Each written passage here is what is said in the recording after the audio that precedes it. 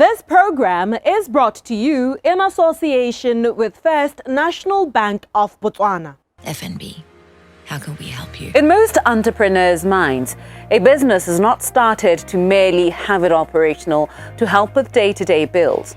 That could be part of the reason, but for most, it is about having a dream that will live on for generations to come, a legacy, if you will. When looking for inspiration for such, many would look abroad to such businessmen as Richard Branson, Warren Buffett, and maybe Bill Gates. While these are undeniably men of great success, much can be said about looking for inspiration from your own home soil, as these stories can be relatable. An example of such is Premier Clothing, a family business that was established in 1982 by Mr. Ali Adam and his brother, whom at the time had only 10 employees. Our guest this evening is his grandson, Mustafa Ali Adam. Mustafa shares that his grandfather, Mr. Ali Adam, had always been in the textile business, having started in Malawi. He later moved his family from Malawi to Canada, where he opened another of similar standing. After a few years, he decided it was time to move back to Africa. During that time, however, the political and economic landscape in Malawi proved hostile for business, a rather serendipitous misfortune that led them to Botswana, where he, Mr. Ali Adam, set up shop to start what would be one of the most thriving workwear and personal protective equipment manufacturers in the country. The factory is located in Gaborone, employing about 350 people with a capacity of 100,000 garments and other personal protective equipment every month. The tale is of hard work, intention, tenacity, and sacrifice. At present, the business is spearheaded by Mustafa Ali Adam, who was once a practicing attorney. After 8 years of working a well-paying job, he decided it was time to leave law and join his family in running Premier Clothing. He details that when growing up, he would visit his father at the establishment, even interacting with the workers, some of whom are still employed there. Tonight, we chat with Mustafa about their family business, the kind of hard work that went into establishing and sustaining Premier Clothing, and that prospects for growth.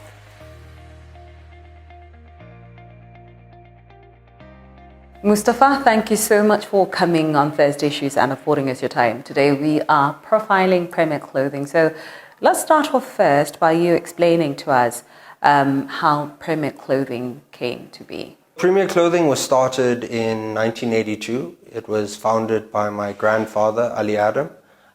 He started the factory here in Gaborone with 10 employees, and over the years he grew the business to what it is today, where we employ 350 people, and we manufacture protective clothing and uniform items here in Botswana. First, Mr. Ali Adam was manufacturing in Malawi, and this was in the late 1950s and early 1960s.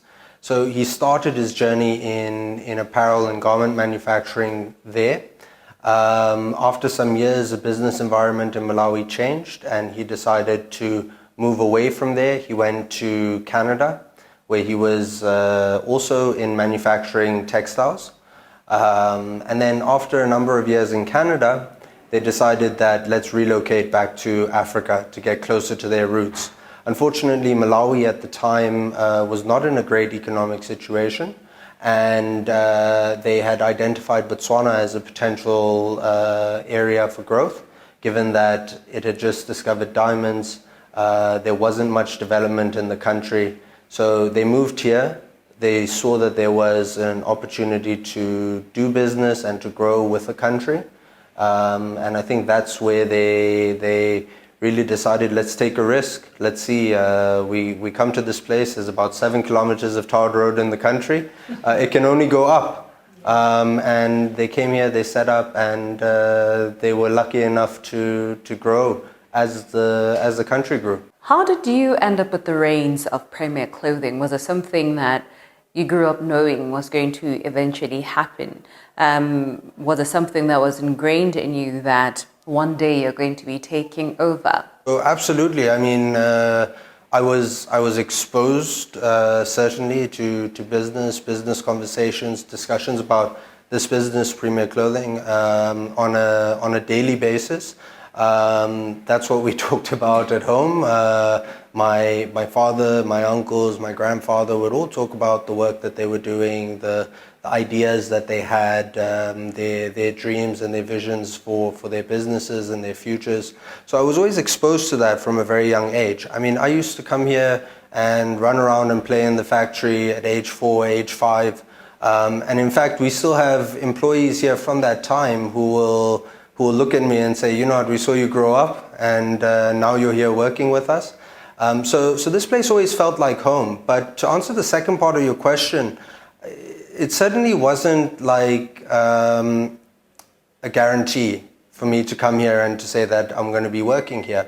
I was never put under that pressure. I think growing up, I never thought that I will come here and be a part of the family business. I always thought that, I always had a dream to go into law, and I had that opportunity to go and work there. My background professionally is in law. So I'm a qualified attorney. I worked in corporate commercial law here in Botswana for 8 years.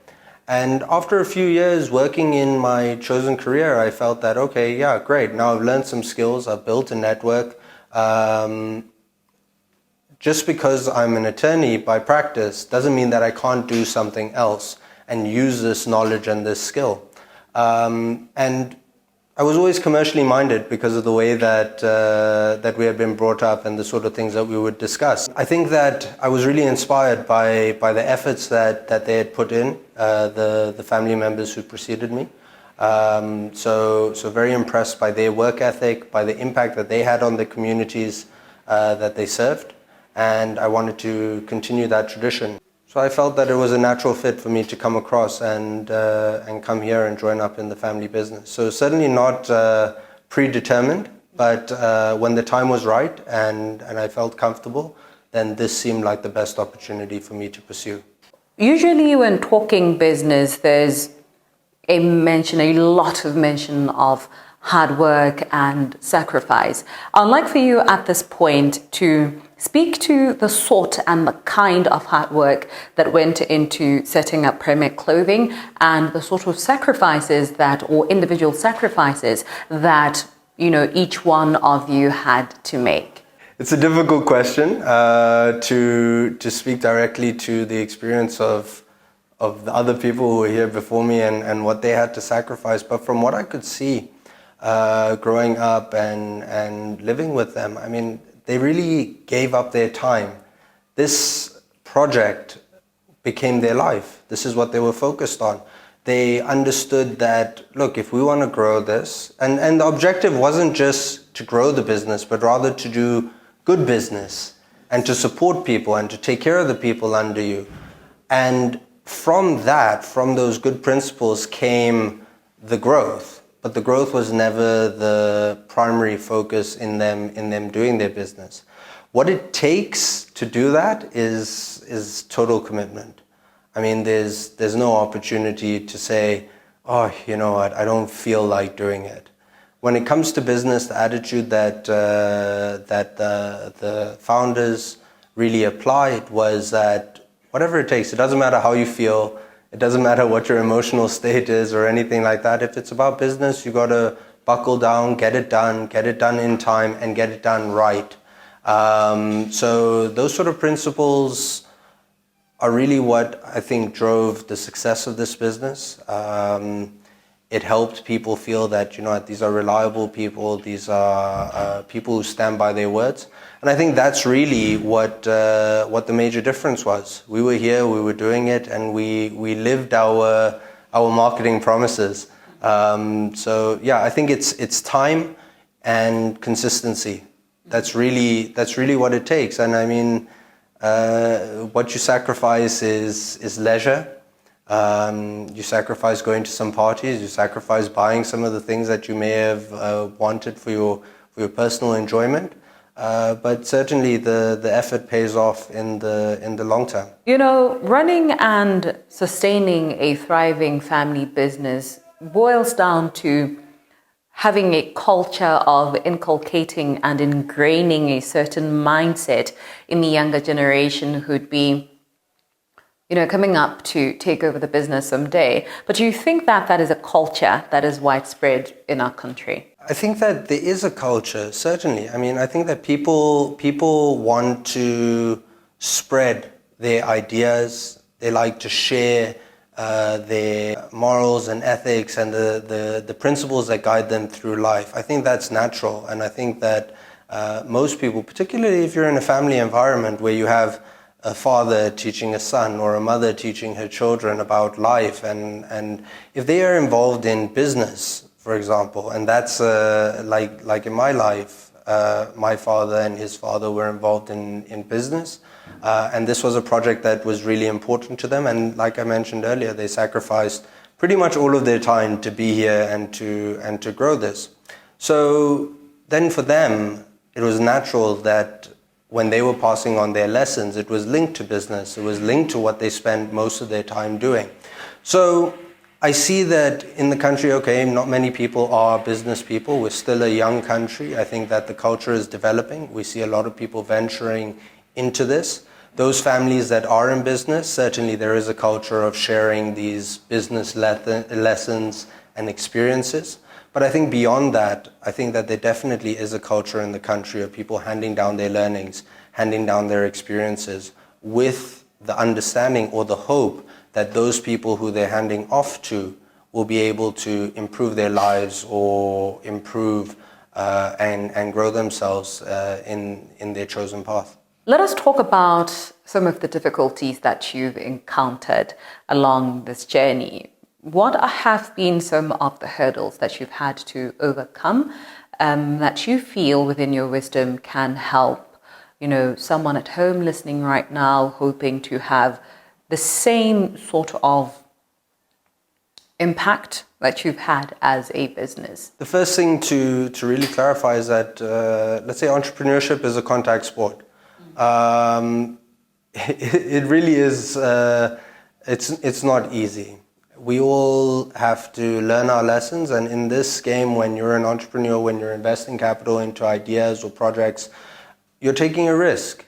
And like with anything, you might not win at the end of the day. So I think that losing some money is part of the game. It happens. But I would encourage people, notwithstanding that, to try and get back up and keep going forward and try again, because you keep learning your lessons. Yes, you've lost something today, and that's just part of it. But eventually you'll probably have the opportunity to make it back up and keep going forward.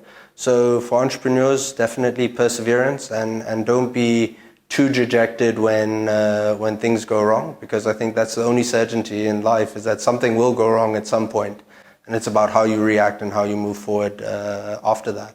You currently only have one factory from which you operate, which is here in Gaborone. So what prospects of growth are you looking into to scale the business? Yes, absolutely. We are looking to start manufacturing our own footwear here in Botswana. So that's a product line that we already distribute, but previously we were importing the footwear. So now, as part of diversifying our local manufacturing capabilities, we will be setting up a footwear manufacturing plant here, which we aim to start at the beginning of 2023, and it's expected that will create about 100 jobs from the outset. And really take away Botswana's reliance on imported product, because there's no other company in Botswana that's actually engaged in the manufacture of these commodity footwear products.